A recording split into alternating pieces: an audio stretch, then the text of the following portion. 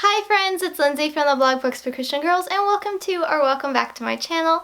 I found a super fun tag video to do today, so let's just go ahead and jump on into the phone apps book tag. I'm very excited. I have my phone here, and the first one is contact. Scroll to a random contact in your phone and recommend that person a book.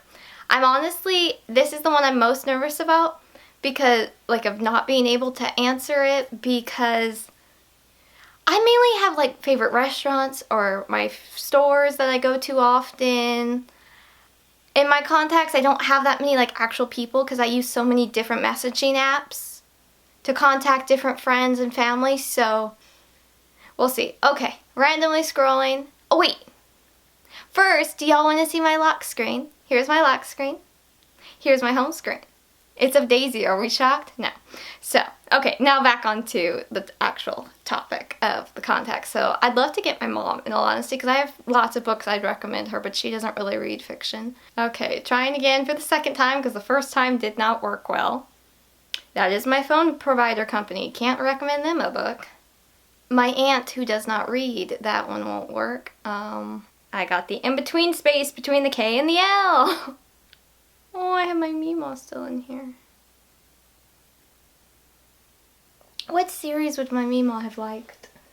I mean, the Tea Room Mysteries, she probably would have liked, but I think she also kind of would have thought those were a little bit on the too calm side.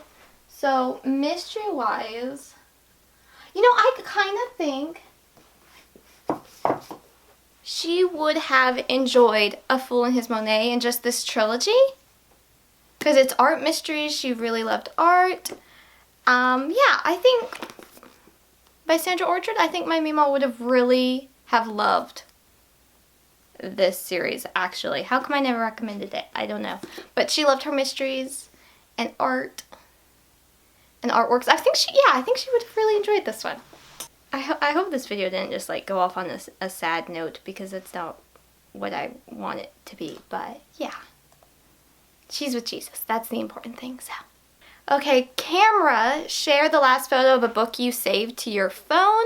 I'm actually really curious on this one. I didn't look. This past week, I did a little Instagram story kind of showing y'all.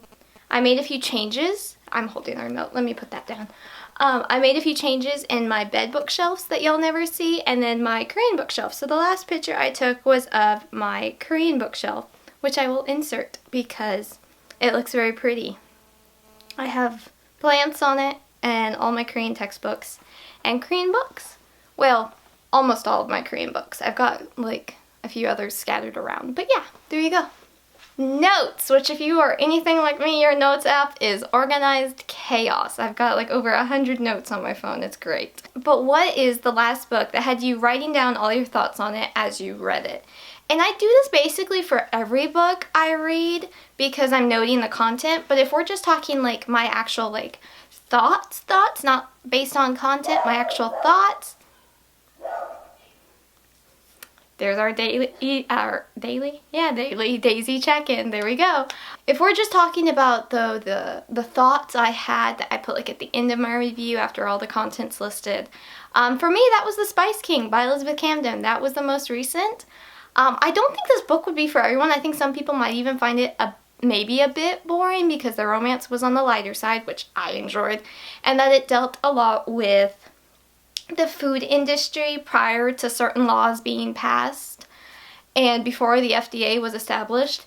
And this book was set in 1900, and it was just really fascinating. I really enjoyed it, so I was making a lot of notes and bunny trails to go look up later because that's a topic I find really fascinating, is the food industry and all of that. So yeah, I really enjoyed that one. I don't own it yet. I read it on Hoopla. It's always a fun name to say. Why is that a fun name to say?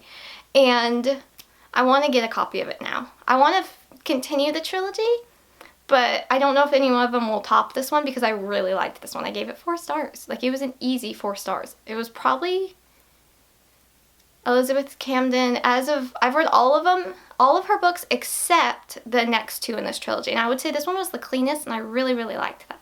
She always finds such not random, but kind of wild historical details that I don't necessarily know a lot about, but it's always interesting. So I really enjoyed the food aspects of it, the food industry aspect and the company aspects, but also just all the plants. I enjoyed that too. Are we shocked? No. Okay. The next one is for your mail app. What was the last book you received by mail? And actually, I don't think I've received any book since I've done my book haul. Like maybe a couple oddball ones, but I can't think of them. I haven't ordered any. So those books in my book haul video that I did a few weeks ago, I did a bunch of those. So for the Maps app, name a book series where you have no idea the direction it's heading in. This one really kind of stumped me because I don't feel like I'm in the middle of that many series right now, where like I'm not like got a general idea of, oh, this is gonna happen. But I'm going to have to maybe go with the third book in the US Marshals series by Lisa Harris. So we have The Escape is book 1, The Chase, and then The Catch is coming out in April. And I'm excited to read that one. But all three of these like deal with their own mystery, but there's also one that's kind of like been weaved throughout the story of what happened to the main girl's husband. And I'm really interested in seeing how that all plays out and what's happened. So yes, I'm looking forward to that one. And yeah, I'm just curious on how it's gonna go, because like you get the backstory in the first book, and then you get a little more detail in the second book of her trying to piece things together, and then this third book I'm pretty sure is the final book. So the next one is a weather app. Name a book that feels like sunshine to you. I'm picking a series, and it's not because it's all happy and rosy, because it does deal with different aspects of, life, but because it just feels so happy to me in the sense of it's the type of genre I love, which is contemporary YA. I love my contemporary YA. So that would be the Tradewinds series by Taylor Bennett. Y'all, I finished it. It was so good. So let's see. Let me just list off the names. We have Porch Swing Girl, book 1, Sandcastle Dreams, book 2, and then there's technically like a Christmas novella, which is kind of considered book 3, but also kind of considered book 2.5, so, and then Barefoot Memories, and then the last book, Promise Me Aloha. I just really, really enjoyed this series. I feel like I've been talking about them for like the past several videos, and that's a-okay with me, because this is going down as one of my favorite series of all times, and I'm really excited about that. I loved seeing her character growth. I loved just seeing it. It kind of jarred me a bit that the final book was set after college, where the prior book left off with her going to college. So I felt a little gypped that we missed those 4 years, but it still was a really good series, and I really enjoyed it, and I will be discussing it again for a later question, I feel like. The next app is the Google Translate app, which is a handy-dandy app, and that is name a book that was originally published in a different language.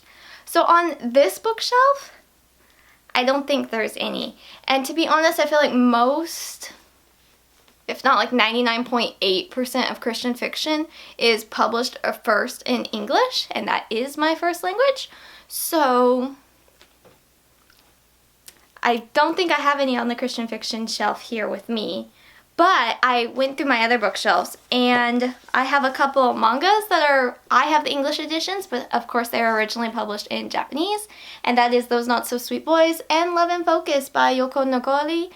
Really think these are so cute, so cute, and I'm very much looking forward to the next book that will be releasing in April. And then I think June is the next one, and the series will be ending. So yes, I've enjoyed those. But I also have kind of like as a kind of like a vice versa difference aspect. I have the Mysterious Bank Society in Korean, which basically just translates to Benedict's Secret Club, and I love that. Yeah, Secret Club. Secret Club? Yeah, Secret Club. P-Man the Secret. But this, look how thick this is! Y'all, okay, so obviously I own a gob of copies of the Mysterious Bank Society. So here it is in Korean, the original in English, reprinted in Korean. For some reason, I can only find that the first and second book in the series was published in Korean, and I'm sad because I'd love to have the rest. But let's just compare sizes right here, please, because, like, this isn't no little book. But what's cool about the Korean edition, it comes with a bookmark. And I like a built-in bookmark, which I just thought that was really cool. But this is so cool. This is so cool. But obviously I have not read this yet in Korean. I've kind of like gone through random chapters and like, oh, what words do I recognize? This is a little intimidating. Like, how many pages is this? 698 pages. I'm just happy to have it on my shelf. Next app is a transportation app, and that is name a book or series where the storyline took you on a ride. Why did I think so hard about this question? Because I was very much like, I have no idea. I'm silly. But okay, can y'all think of one? Like, when I read that, was there a series that came into y'all's mind? Or is it just me that I'm like, I don't know. So I would be curious. But I think what I'm going to go with for this one, I think, is going to be The Debutante's Code by Vetsch. I hope I said that right. Really enjoyed this one. I talked about this in another video, and I just was like fangirling all about it because it's got, again, art mysteries. Do I like art mysteries? This is weird. I mean, there's only 2 series that I can think of on my bookshelves that deal with art mysteries, but I'm talking about both of them in one video. The Debutante's Code. Really enjoyed this one. Regency, spy, art mystery. Book 1 in the series. Super duper light romance. Love that. It was really good. I've talked about it a lot. I probably will continue to keep talking about it. But I'm going with the whole, it took me on a ride, because even though it's kind of a shorter book, what would it be? Let's be about 300? Yeah, just over 300. So there was still a lot of moments that I'm like, how's this gonna go? Oh, we're going this direction, that kind of thing. And I liked that. Like, when I really enjoy a book, I'm not thinking about foreshadowing comments or what could be happening. Especially in like mystery-like books. Typically, I'm always trying to figure out who the culprit is or how this happened, that kind of thing. Like, I get into the book that way. But when I'm truly into a book, really enjoying it, I'm not trying to figure out anything about it. I'm not trying to figure anything out. So I did that with this one. I just enjoyed the ride, and it was lots of fun. For a music service app, which I personally use Spotify a lot, name a book that you would recommend on audio or as an audiobook. Now, I'm not really a big audiobook person. I love the idea, but I find it hard when like I have to review a book to listen to it on audio and like jot down the content that way. I feel like that would be more work. So I typically do like more of the childhood favorites or classics in audiobook form sometimes. Not that I read a lot of classics, but regardless, I'm just going to say the Nancy Drew series. Look at this gorgeous edition. They haven't all been done in audiobooks or this edition. There's only 8 in this edition, and in the audiobooks, I think they did just about that. And I was really sad about that because I was really enjoying just like being able to like work on craft projects and just listen to these, because like I've read most of the Nancy Drew series when I was way younger, but it's been a long time, so it was really fun to like re-listen to those, and I enjoyed those. Particularly the lady that did the first few, I really liked her the best, but the other lady grew on me as well. But yeah, why are these not being republished in this beautiful edition, and why are they not continuing the audiobook series? I have questions and concerns. Okay, calendar. What is an upcoming book release that you are dying to get your hands on? I already have it pre-ordered. I am so excited. It's actually my most anticipated book for this year. I have not got to talk about it yet in any video, so claim your early badge, or however they say it. And that is Off the Chains by Janice Thompson. Okay, I am so excited about this book. Number 1, my favorite author. Number 2, it's a mystery series. Number 3, it's set in Texas. And number 4, it's a dog mystery series. You know, I've read the back cover so many times, but I can't give y'all like a comprehensive info about it, so I'll just link it down below if y'all want to check it out as well. I am super duper excited. So excited about it. I thought it was originally going to be a series with Guideposts, but no, it's with Barbar, however you pronounce the publisher's name, and it looks like it's at least going to be a trilogy, according to her website, and I'm so excited. I'm so excited. Yes, okay. It releases July 1st, so when I release my anticipated releases for the last half of 2022, you already know one book that's going to be on it that I will be fangirling about ahead of time because I'm so excited. I have it pre-ordered. I never pre-order books, but here I am pre-ordering a book. I'm so excited. The Clock app. What is the last book that had you losing track of time because it was so good? And again, with me and my overthinking, I typically keep my reading speed no matter what book I'm reading, except if it's fantasy or first person. Those kind of slow me up a little bit, but I still keep my speed. And so I kind of like, okay, if I start this, I don't know, 350 page book at 8, I'll probably finish around midnight roughly. Like I can typically figure that out depending on the book. So I feel like I'm too much on the schedule that like I keep track of my reading speed, which why I do that, I don't know. I'm not in school anymore, Lindsey. Stop it. But I'm going to have to say 2 books I recently reread because I just read and just really enjoyed it. They were both humorous. Okay, so the first book is currently, it would be up here, but it is currently on loan out to one of my sweet ladies at my church.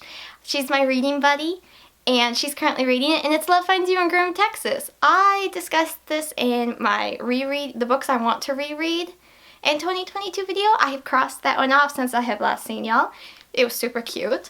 And then also Stealing the Preacher by Karen Whittemire. Really enjoy both of these two. They're both entertaining, they're fun, they've got that western-y feel, but not in a western way. And again, both set in Texas. I'm aware of what I like, at least I can say that. But yes, they were both entertaining. I mean, did I lose track of time? Kind of, but also kind of not. And then our last app, which I got really tickled about this one, is the GoodReads app, of course. And that is, what was the last book you gave a 5 out of 5 stars? And I actually have a 5-star already this year. That doesn't typically happen, y'all, that I have a 5-star book this early. Because like last year, I didn't have a 5-star read at all. Like I had reread ones, but not a new one. So January, I read Barefoot Memories by Taylor Bennett, and I gave it 5 stars. There was just something about this one that I just absolutely adored, in the sense of she's going out of high school, college is coming up, and just that kind of, the faith in this, just the faith content in this, and trusting the Lord. I just really loved it. And then because I reread book 1 and then read book 2 and then read this third technical book, it was just really nice because I got to see her character growth even more. And like, you really see the character growth for Olive in book 2 from book 1, but I feel like this one is like, I'm most proud of her in this book, and I just really liked it. So yeah, 5 stars. Yay. And there we go. Those are the 1, 2, 3, 4, 5, 6, 7, 8, 9, 10, 11, 12 apps that we were discussing. I really like this one. Like, even though like I struggled coming up with answers for some of them, I just love this tag for some reason. There's not necessarily like that I have to tag someone, but if you would like to be tagged to do this video, feel free to do it. Hopefully you'll have an easier time coming up with questions than I did. I don't know why. I struggled with certain ones, but yes, I would be really curious, is there a series that like y'all felt like took you on a ride? Like, give me examples, please, so I can think of like, oh yeah, that series, yes, I understand what they mean by that, because I don't know. Anywho, that is it for this video. I hope you enjoyed it. I had fun talking about books. Like, I feel like I've talked about most of these books before, but hopefully it was still okay. Some of my favorites, some new favorites, some old favorites, lots of favorites. Hopefully an upcoming favorite. And yes, I will see y'all next time. As always, I would love to hear y'all's answers to any of these if you don't want to make a video, or you can even do it on Instagram, actually. I think I've seen people do it on Instagram as well in their captions, and I think that's really fun and clever to do as well. So yes, definitely let me know your answers to any of these, and I will see y'all next time. Thank you so much for watching. I'm Lindsey from the blog Books for Christian Girls at blogspot.com. We're in 2022. There is a new review every Monday and Friday. I try to post a new video on this channel every other week, if not every week is always a great goal, and I'm being more active on Instagram, so I hope to see y'all there. So thank you so much again for watching, and I hope you have an absolutely lovely rest of your day. Bye!